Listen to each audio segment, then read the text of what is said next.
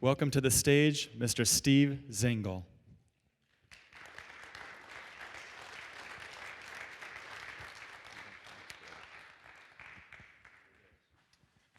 I guess this is where I stand. My name's Steve, and I'm here today to talk to you about adding humor to the conversation on race. Back in high school, I met this guy, Dale, through a mutual friend, and we became buddies.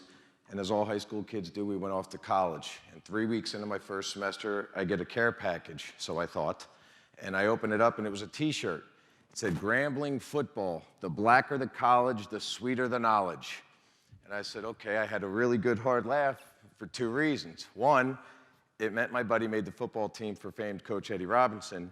And number two, he knew I would proudly support him and wear that shirt across my campus, which back then in the Northeast was commonly referred to as Vanilla Nova University because it was mostly white.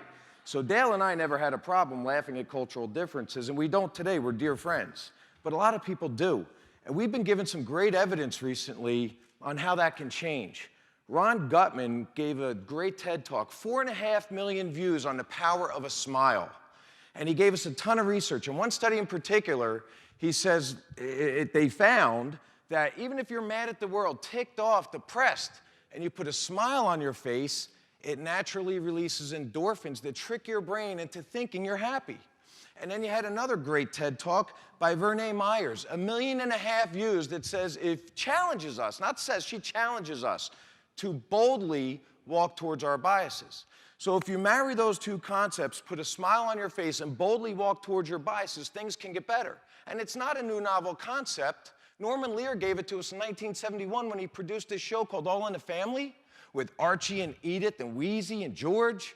Well, one guy happened to love that show, Sammy Davis Jr., and he wanted to get written into the script. He was great friends with Carol O'Connor, so they wrote him in. And at the last scene of that episode, he's ready to go out the house. He says, I want a picture of my good friend Archie. And right before the camera goes off, do you remember what happens? He leans in and gives him a kiss on the cheek. Archie was stunned, mouth dropped, right?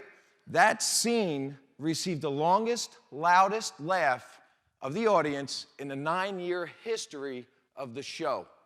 I know firsthand the power of laughter with race.